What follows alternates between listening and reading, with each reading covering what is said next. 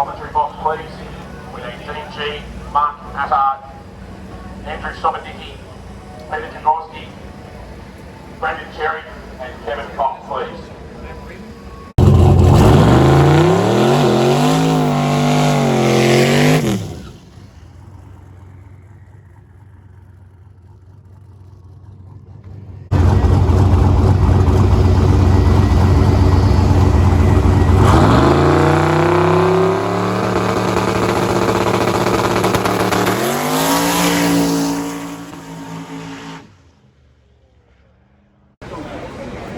G'day guys, I'm here with Blake Evans now. Blake's come over from South Australia with his VL.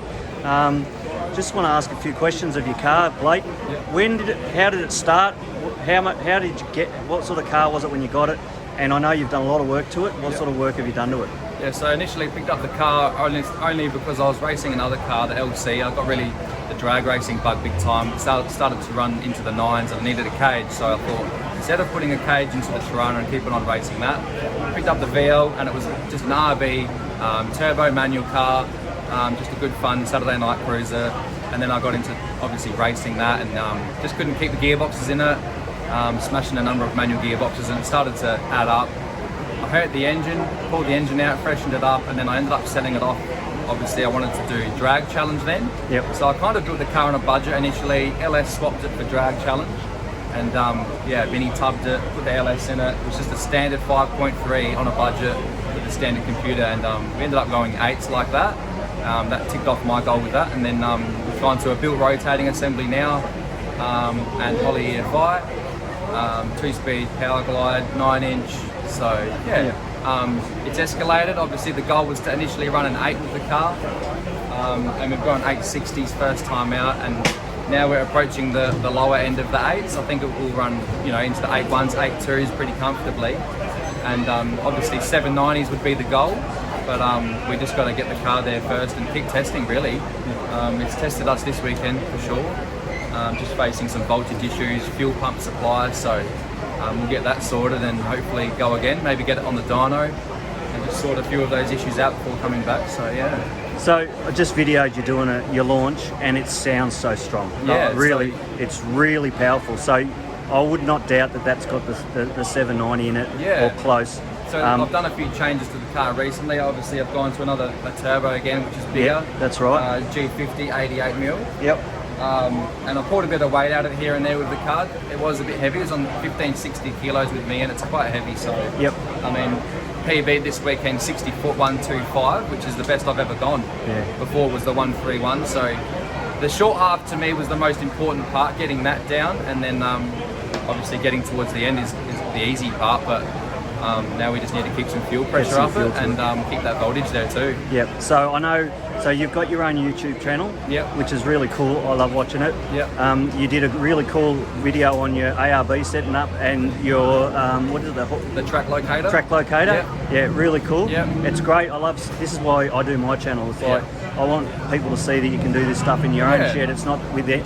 Out of your reach. That's right. It's within anyone's reach, really. And I like to say that to anyone. People will see the car and probably go, "Oh, that's a bit out of my reach, or it's expensive." But this didn't happen overnight. This is over the last 3-4 years. So, I mean, when it first started, it probably was. I set myself a budget of 15 grand, and that was doing everything I could myself.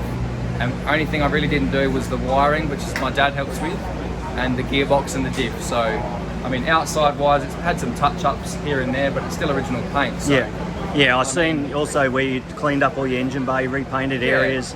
So the bay was painted originally when it was RV, and it's still the same paint now. Yep. It's no show car, but yeah, if it was too good, I probably wouldn't want to race it. It'd be like the Tirana. Yeah. So it's definitely good. It's good fun. Yeah. And at the time when I bought it, they weren't worth what they are now. They've gone a bit crazy. They have. Yeah. Yeah. So we talk about the Tirana. Now I'm going to throw a little bit of a curly one here. Yeah. So we start out with the Tirana. If anyone knows his Tirana, beautiful LC. Like I'm going to say it's the best LC I've ever seen.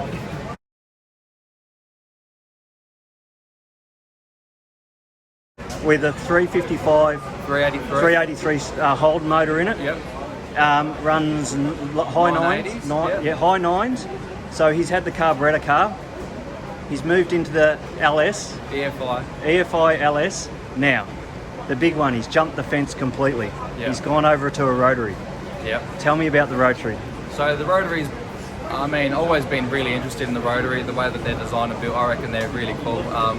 And then Lisa's obviously come along, and she's always wanted a Mazda for some time now. Yeah. So the last probably 6 months we've been looking for a Mazda, and we finally tracked one down and found the right car for her. So Yep. she's a little 13B Bridgeport 808 RX3. So yeah, she's living loving with that. That's EFI as well. So Yep. just NA, no turbo. Yep. It's a 5-speed manual, so it's a good little cruiser. We'll Yep. do our touches to the car, and Yeah, and again, if you watch his YouTube video, you'll see a nice video on that when they picked it up and how clean the car is. A really nice car for a Mazda. Yep. Now I'll go back a few steps too. My rotary experience is when I was a young bloke.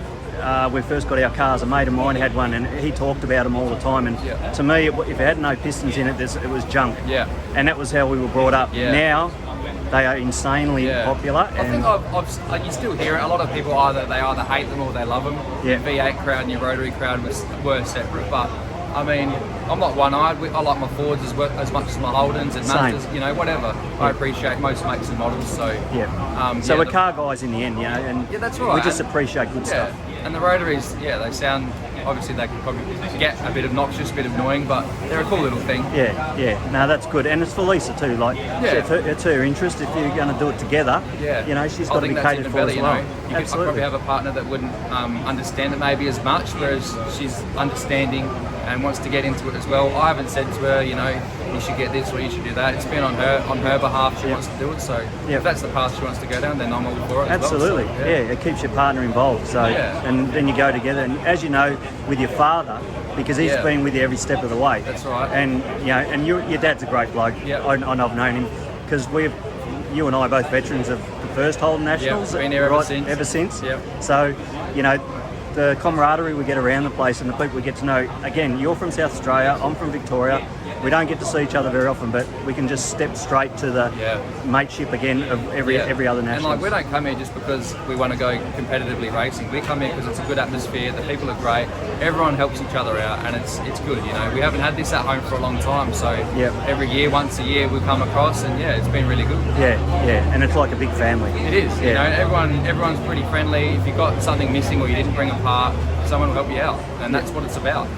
So, I want to go back now to. I ask everyone, how did you get into racing, and what was your first car? Now, I think we've ticked the first car bit. Yeah. But how did you want to race it?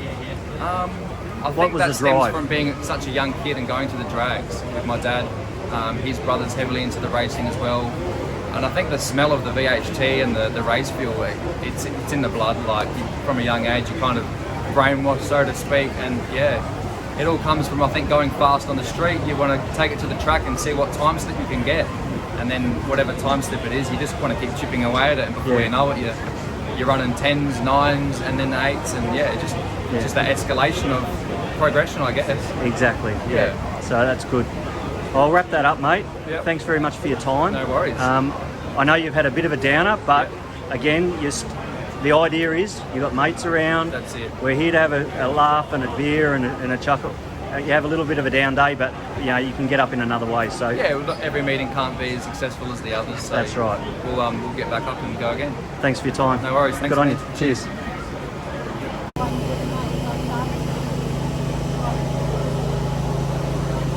This is Clive Palladino's little Mitsubishi or Chrysler Galant.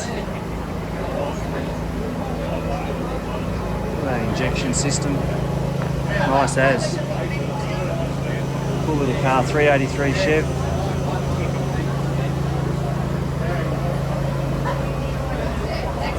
He's running in the big tyre class.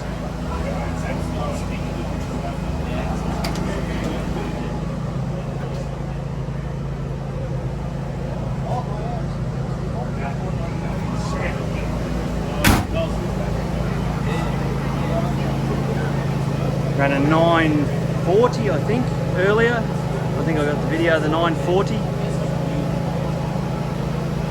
He's like me. Exactly like me, just learning. Hasn't done a lot of racing in this style of stuff. But he's got a great little car to play with and enjoy. Well done, Clive.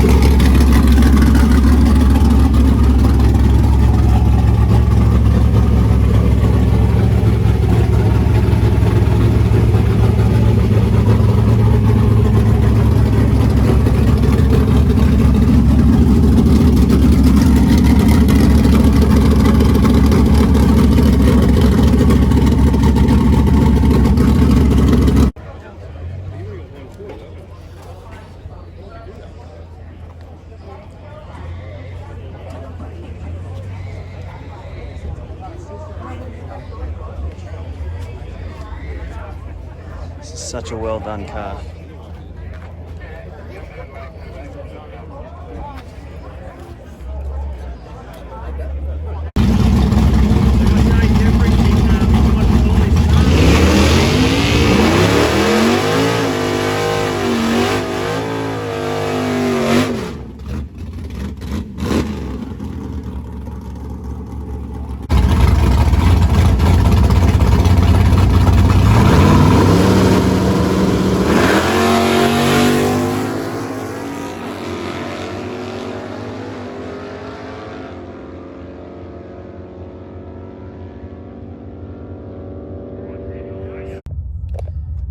So here I am, I'm sitting in Todd Foley's car and I'm talking to Jay Jeffries. Jay's come over from Western Australia to drive the car. He's a good mate of Todd's.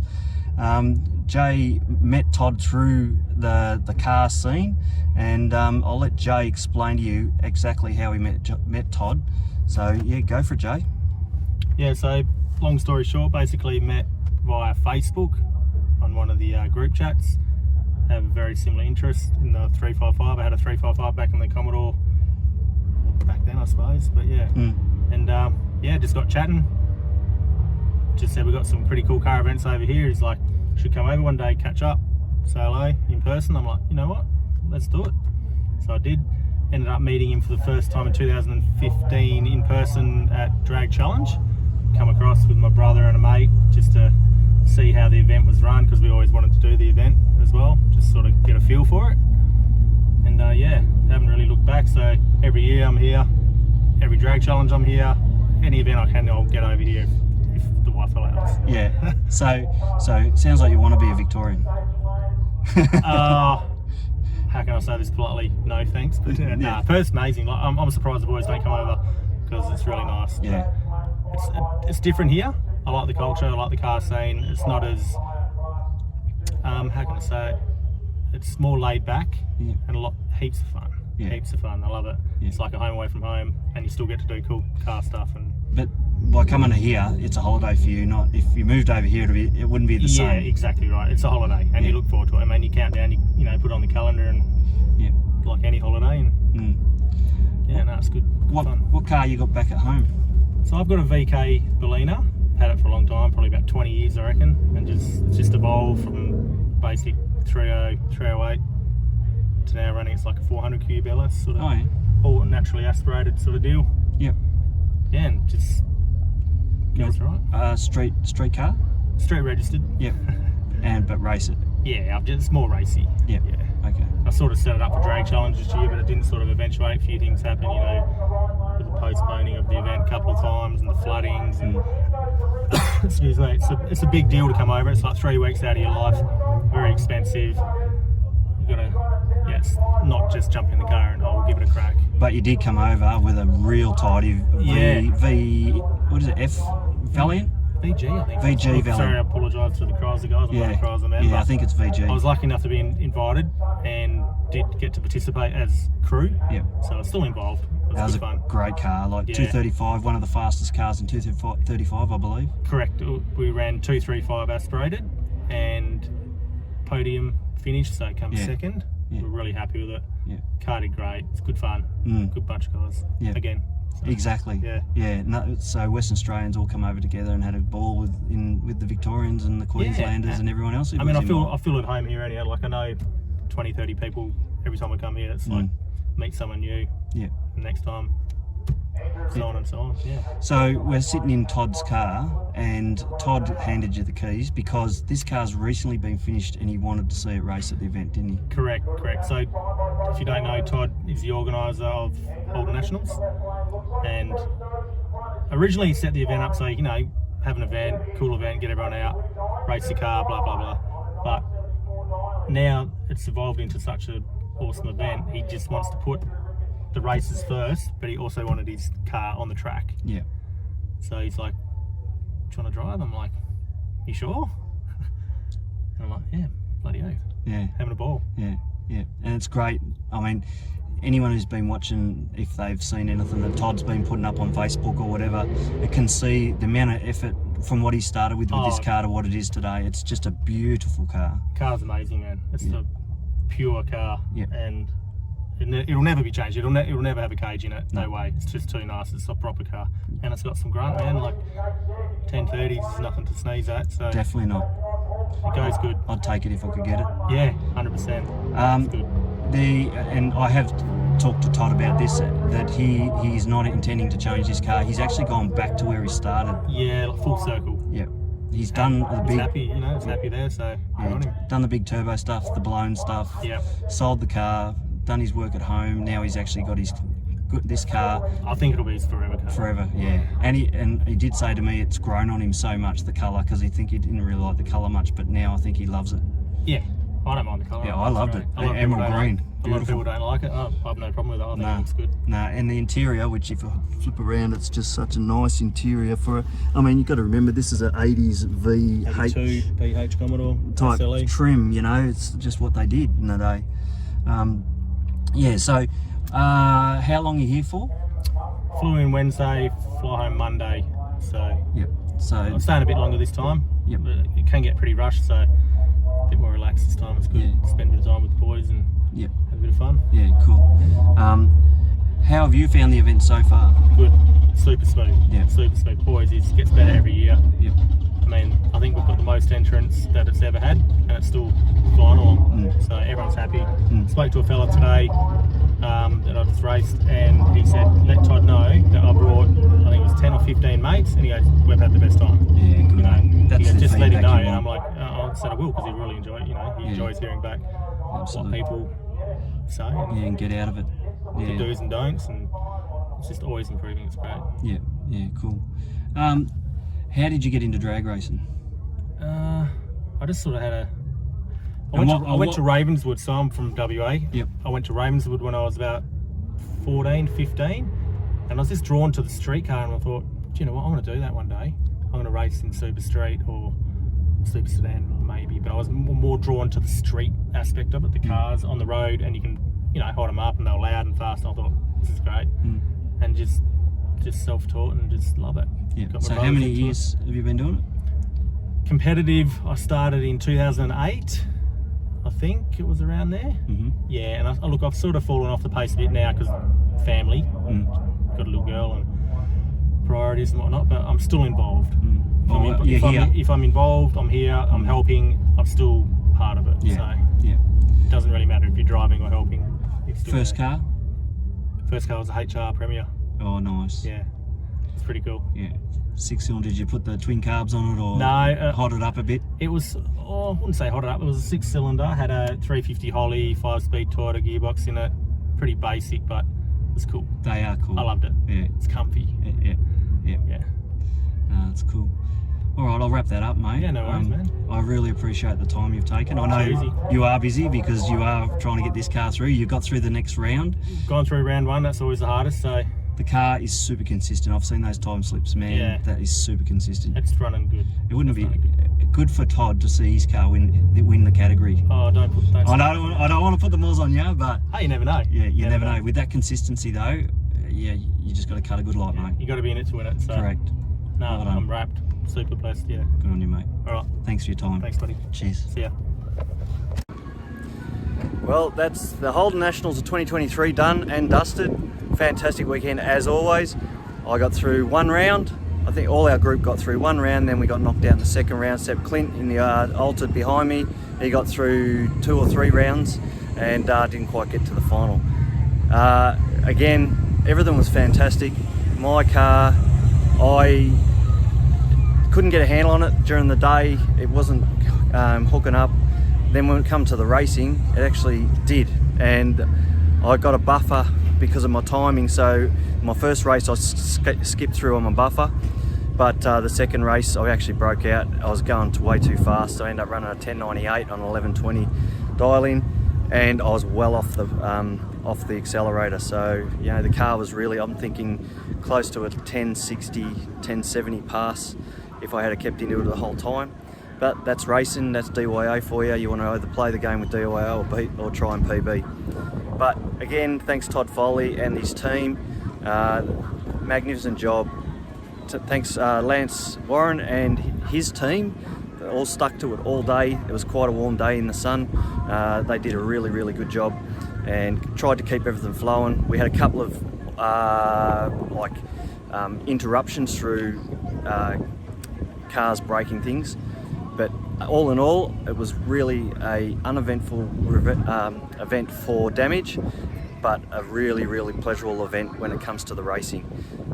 Well done to all the participants. You make the event. Thanks for coming. Thanks for supporting Todd in his event, and I will see you all at the next one. Looking forward to it again. Bye for now. This is Scotty Shed, over and out.